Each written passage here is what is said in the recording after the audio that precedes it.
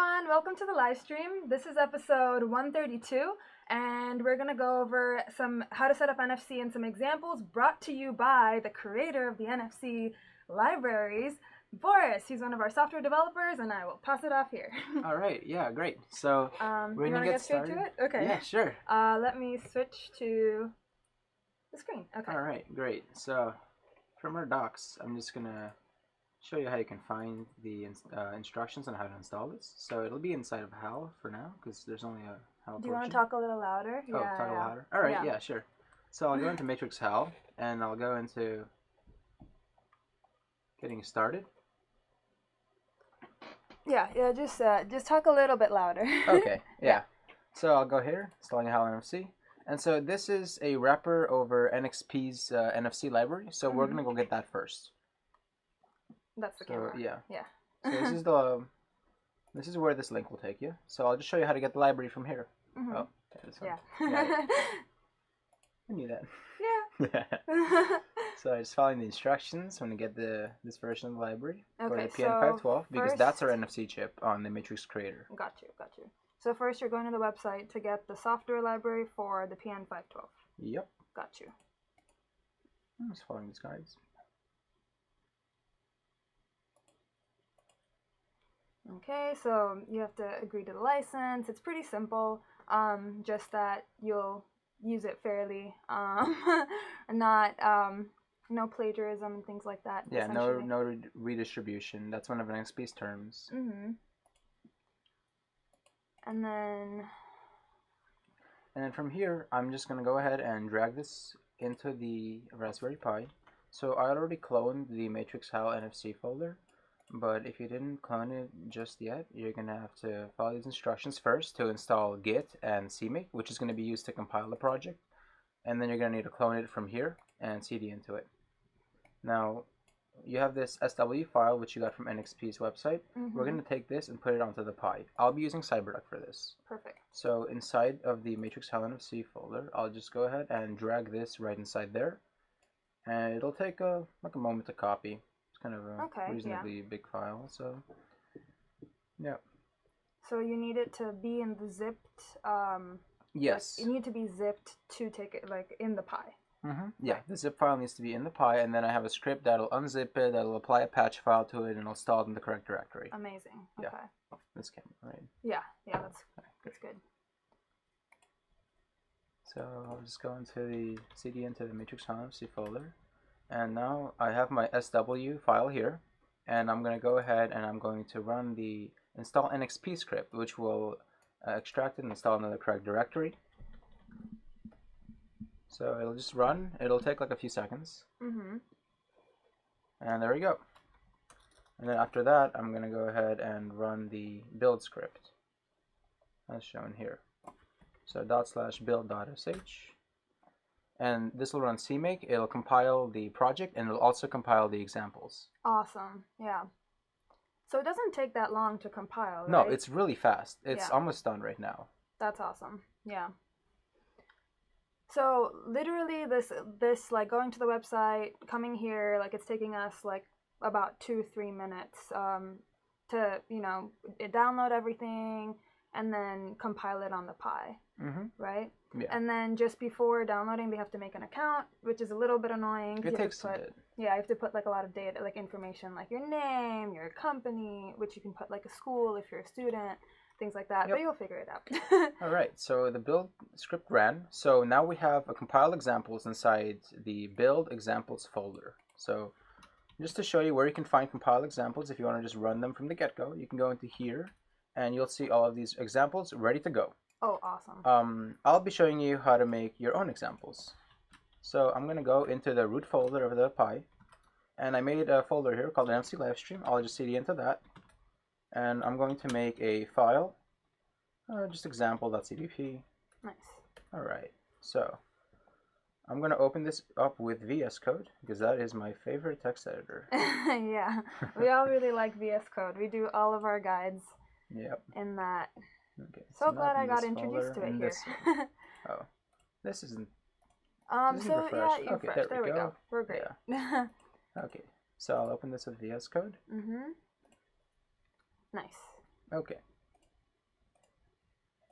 And I'll first show the NFC Detection Example. This will run the read info function, which will get basic NFC tag info, like the UID, which is the unique identifier. Every NFC tag contains a different UID, and this can be used to differentiate between which NFC tag you're scanning. It also has a few other parameters like the IC type and the amount of memory storage like an NFC tag has. This command will give you all of that information. Well, this function will give you all that information. Do you want so me I'll show to you start that moving example. the camera to the point where people can see the example as well as the code? Or should I do that in a bit? Well, yeah. Once it's compiled, Okay. it'll take a bit. Yeah. Okay. So yeah, we can wait. I'll just copy all of this code into here, and then I'll just explain what it does. NFC tags. Oh, I press that nice copy button. Carlos put first in the notes. Right. I'll just save that. Nope. Yeah. So I'll just show you all the include statements. So these ones are for the sleep function I'm using from the standard library.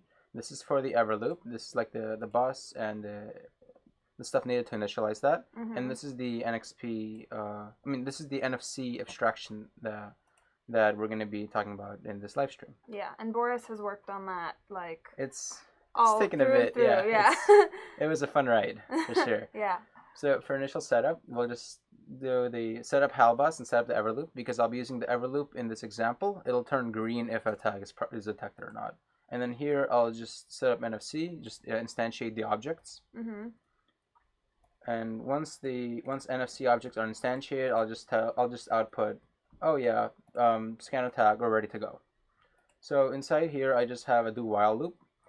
This structure is going to be pretty familiar. So the activation function is crucial. It tells the NFC sensor, which is located here on the matrix creator, to go ahead and pull for all the NFC tags and then connect to one if it finds one in the vicinity.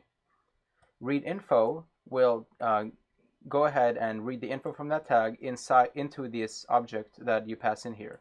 This is declared right here. Right. And the NFC data object contains a info field, an info object inside of it, a pages object, and an NDF object. I'll talk about pages and NDF in a bit. Okay. So this will just populate that. And then deactivate will do the opposite of activate. It'll tell the sensor to stop communications with any tag that's in the vicinity if it is talking to a tag. Nice. Yep. Okay. So that sequence essentially just reads and stores the data from the NFC tag. Right. Yeah. Okay. You're going to see this pretty often. You're going to have to do this with every function. Every function requires you to activate before and then deactivate after. Although you don't have to deactivate if you're going to run other functions afterward. You deactivate once you're done. Right. Okay. Makes sense. Cool. So this parameter right here, it will only be true if you passed this into read info and there was actually a tag to populate this field with. So like let's say this runs, but no tag is actually in the field of the sensor. When that happens, this will become false. And so I'm not going to output the data from the tag if there's no new data to be outputted. Right. That makes sense. Yeah. And here I'll just set the ever loop to green if the tag is detected and new data is received from it. Else I'll just turn the ever loop off. Right, so it'll turn a certain color if it's the first time or recently updated, like just detected the tag, otherwise it's off. Yep, and then each of the NFC data like inner objects, like NFC data.info, NFC data.pages, and NFC data.ndef, all have a toString function, which will just give you all the relevant information about the object inside a string that you can just print to output. Okay, awesome. So I'll just show you what that string looks like right now. So that's the entire example, and then here I just have it writing the ever loop configuration, so either green or off. And then here I just have the thread sleeping for like 10,000 microseconds, just so I don't pull the sensor super frequently, because there's no need to. I mean, it goes pretty fast as is. It's really fast, even with a little sleep or delay. So I'm going to compile this now. To find the compilation instruction, it's in our docs inside the examples. If you just scroll down here, this command below compile each example. Yep. So I'll just use this command, and I'll just change these names.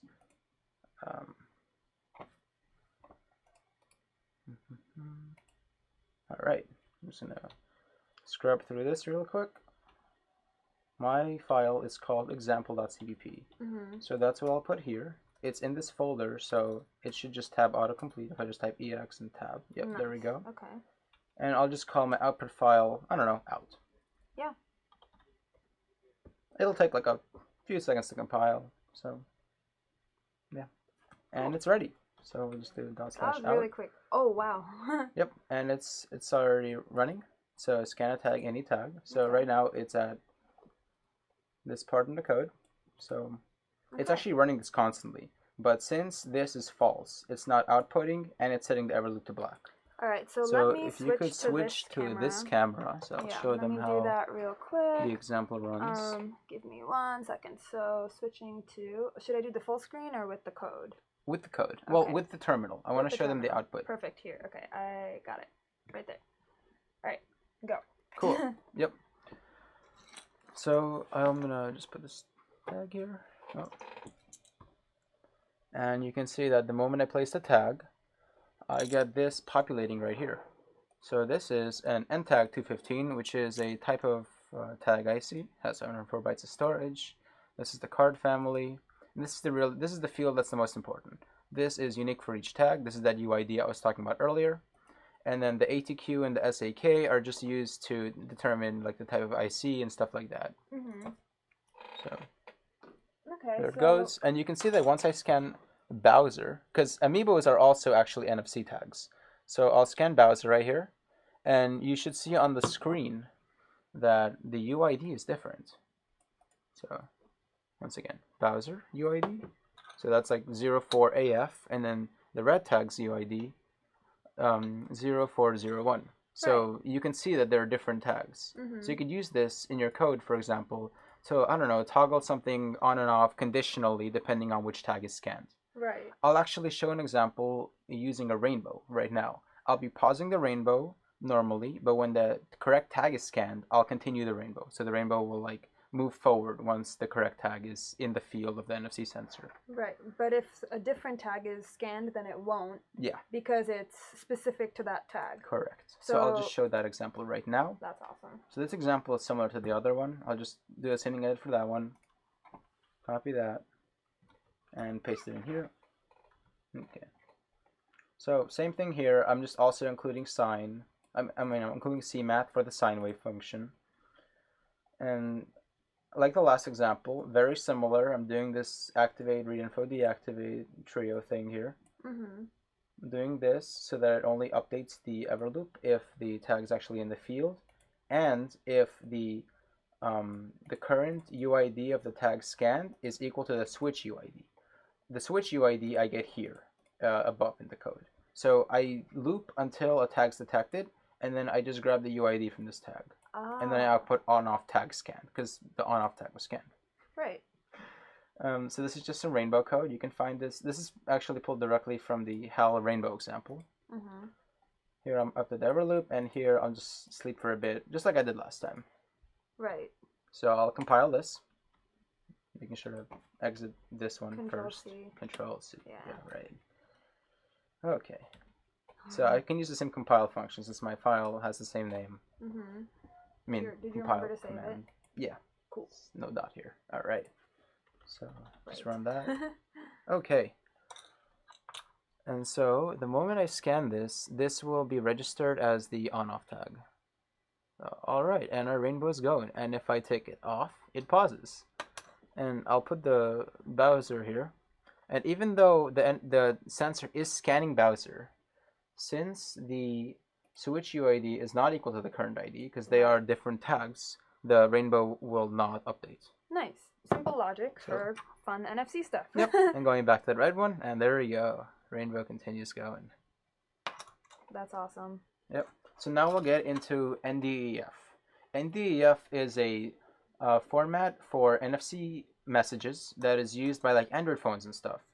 So with this example, I'll be able to write a URL to an NFC tag, and then later I'll be able to scan this tag with my phone and have the have my phone go to like docs.matrix.1, for example. This one is one of my favorite ones because it's like, wow. My phone is getting updated. So that you can find here with NFC write NDEF. So NFC write NDEF, it'll read the NDEF and then it'll write it and it'll show you the difference. So the code for this is a little bit longer than the other ones, but it's still fairly simple. The include statements are the same, even though we're using NDEF, because NFC data, remember, contains an NDEF property in it. And this will always be used if you're using NFC. Right. So right here I have a little helper function for writing to a new tag. I'll just wait for the user to press enter, and at that point I'll create an NDEF parser object. An NDEF parser object is kind of like a representation of an NDEF message. It handles adding properties to it, and you can also print the current content of it. Oh, I'm just switching so they can see you, because you're talking and explaining. Okay, yeah. So, and then after I add this URI record to my NDEF parser, I'm gonna write the contents of my NDEF parser to the tag as an NDEF message, but using the NFC.ndef.write function. You could get more information on this in the references of our documentation. Right. And just like before, I do activate prior to it and deactivate right after to it. I mean, right after it. Right. right. So, just like before, I'll set up NFC here.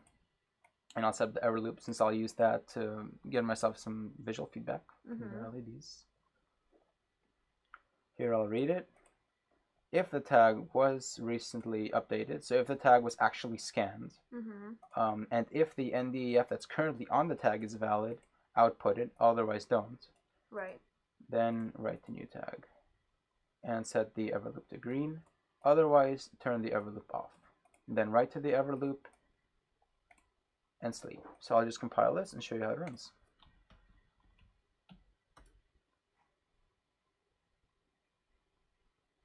Okay. All right. Nice. Okay, scanner tag to read, then write. I'll switch it back so people if you can could see. switch it back for a moment. Do you want people to see the full screen now? Or actually, wait, I'll do this. Mix is probably better so they can see the output here in the console. Yeah, go for it. All right, so I'll put it here and it'll probably ask me to... So this is what it currently has in it. So I was kind of like rehearsing earlier, and so I already wrote this to the tag, but we'll change it. I'll show you that it actually does things. Yeah, you wanna show that. I'll put it to another URL. I'll put it like YouTube, but I just want to show this first. So yeah, it should be our YouTube live stream. That'd be so funny. Oh, if you could send me the link, I could do that. It's just youtube.com/matrixlab/. Right. Okay, let's see. That's actually a really fun demo. I want to try that. Though I don't know, sometimes on phones the /live link doesn't work, but we'll give it a shot. If it'll take us there. I'll just have it take it to our YouTube channel, right? Great. Yeah. Our live stream's on there. Yeah. So I'm gonna modify this code. Oh, the Windows on VS Code, right?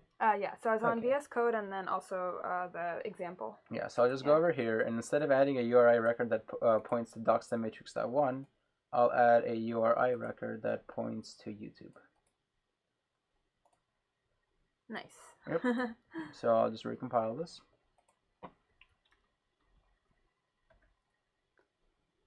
Yay. This one's super fun. And I will run it. And there we go. We're ready to go. So I'm going to scan this tag. And initially, this tag contains docs.matrix.1 because I wrote that to it earlier, right? But after I press enter, I expect it to change to YouTube. So, all right, nice. Yeah. Cool. So now the payload is youtube.com. So you have to press enter. Well, that's because I'm waiting for them to press enter. Oh, okay. Yeah, that way I don't just write to like random tags in the vicinity. I wait for input from the user. That makes a lot of sense. Just for the example. Yeah, cool. Okay. So now that it's written, I should be able to actually just scan it with my phone. So if you could please switch to this camera. Full screen? Yep. Okay, got you. Right there. All right, great. So it's just my home screen of my phone. I'm just gonna go ahead. Look at my tag's like right here somewhere. My sensor's right here somewhere. So I'll just kind of get the tag in there somewhere. Okay, I think it's asking to open YouTube. So I'll just click that. Okay. Wow. There we go. Matrix Labs. That's our page. Who's Matrix Labs? Yeah. So you can even see our live stream is live right here. So. Yay. Yeah, and you can write different things to these tags using the NDAF Here, I'll switch parser. back to the screen. You can write URI records. You can also just write like plain text, and you can even write media types. So let's say you have like some kind of really small image, and you have and it'll like fit on a tag. You could write it if you wanted to. True. It's an option.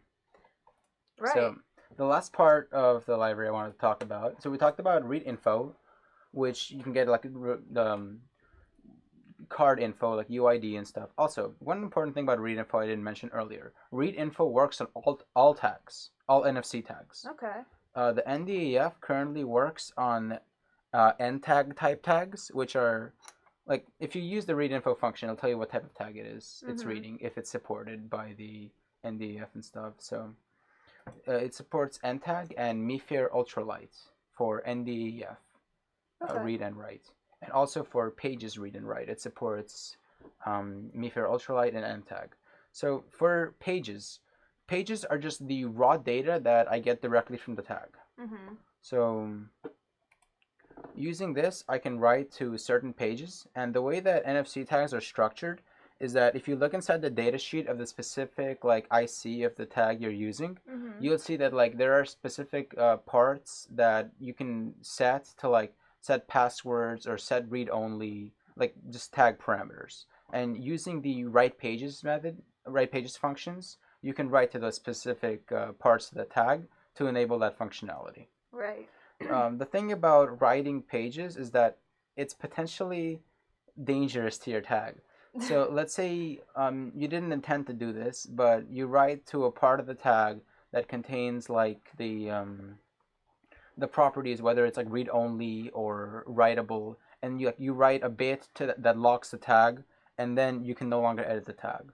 So like, I'm not saying like it'll happen, but there's a possibility. So whenever you're using the write pages function, please always look at the data sheet of the specific tag you're writing to make sure you don't overwrite anything crucial. That makes sense. So like just making sure how much memory you can actually write to, and not overwriting memory that defines the NFC tag in the first place. Yeah, makes sense. Things like the UID are not rewritable, but like I said, you could, for example, make the user data section read only, or like you could lock it entirely and stop people from writing to it anymore, which you may or may not want. Yeah. So. All right. Yeah. So where are we with the examples? Are we wrapped up? I think so. I could go over this read pages one really quick. I'll just copy this one in. I think we have some time left, right? Yeah, we have time. Go for it. Yeah, so I'll just go ahead and I'll paste this in. So read pages is a little different than the rest. The NFC data.pages will actually contain a member called NFC data.pages.content. And this content member will contain a 2D vector where each, so like let's say I wanted to access like the 10th page, and I wanted to access like the second byte of the 10th page, and then I would do this. So I would do this, and this would return me a like character corresponding to the byte read from this part. So that's how like I store it in pages. Once again, if you want like more information on this, you can look in the references. But what this will do is I'll just read the pages out from a tag, and then if all the pages read successfully, then I'll go ahead and I will set the envelope to green, and I'll output what these pages represent as a string and as hex. So this toString function will just treat every character or every byte as a character, and this toHex function will just give you the hex value of each byte. So I'll just show you what this looks like real quick. Awesome. I'm just compiling. Compiling.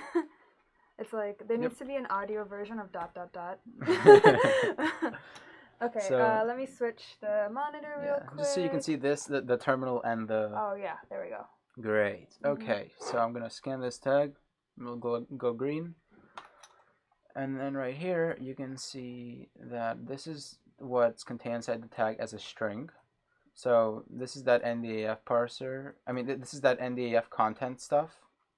And then this Flub. is, I guess I was testing with this tag earlier and I wrote flub to it. Oh, so, that's really funny. Yeah, and then here I'll just show you the hex representation of all these pages. Okay. This is actually pretty similar to what you can get with NXP's own application. So on Android, they have an application called, what was it again? Yeah, can you switch it to this camera, like full? Yeah, full camera, got you, there we go. Yeah, so NXP has a application called Tag Info. And this will actually tell you like all the data from the tag. So if I scan this tag